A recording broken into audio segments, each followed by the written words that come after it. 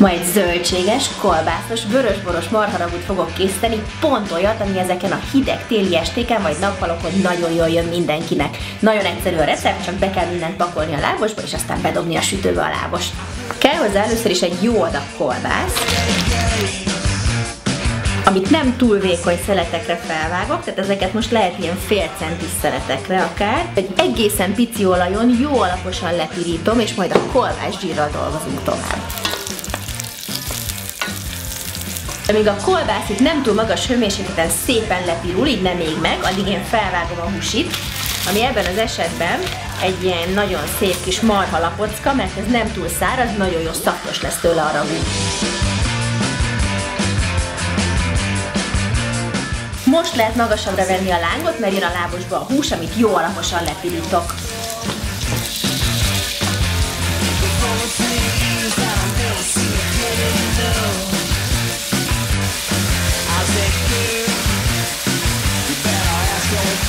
Most már így jól leperzsölődött ez a hús, és ez nagyon fontos, mert a ragúnak akkor lesz ilyen jó mély íze, hogyha tényleg hagyjuk, hogy ilyen kis pörzsanyagok kialakuljanak a hús felületén, és amikor ilyen jó barnára pirult, akkor fogom és kiszedem.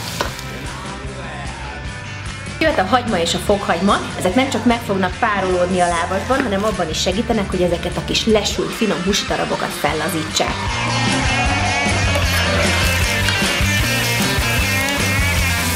Biztos észrevettétek, hogy ez az étel eddig még nem látott sót, most fogom először a lábasba tenni a sót, beleteszem a kakufüvet is, mert szárított kakufüvet fogok használni, és az ilyenkor már jól kiadja az ízét.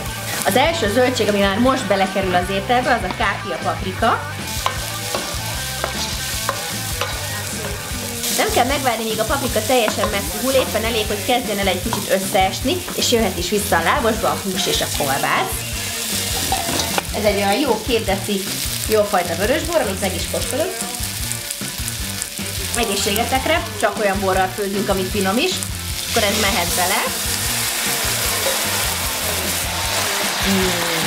Na nézzétek meg ezeket a színeket!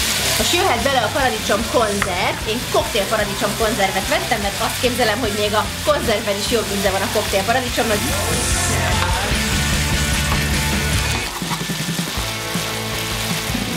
Még egy kis só.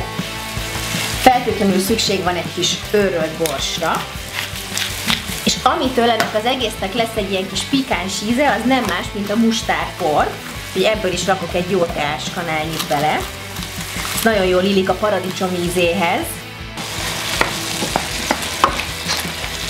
Ebbe a ragúba most még 2 zöldség kerül, a sárgarépa és a zöld borsó, ezeket elég most hozzáadni, mert még fogom bőven főzni, hogy a hús ilyen igazi omlós puha legyen.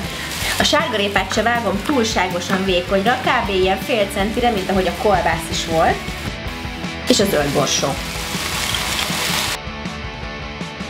Már csak egy dolog hiányzik, egy kis húsleves, vagy egy kis alaplé, vagy jobb hiány egy kis víz, hogy az egész most jó puhára meg tudjon főni. Én ezt az egészet most így, ahogy van, fogom lefedem, és bedugom a sütőbe. Készre lehetne főzni itt a tűzhelyen is, de a sütőben sokkal egyenletesebben kapja a hőt, és én azt gondolom, hogy ettől még finomabb lesz. Innentől már csak egy 175 fokos sütőre, és kb. 1,5 órára van szükség.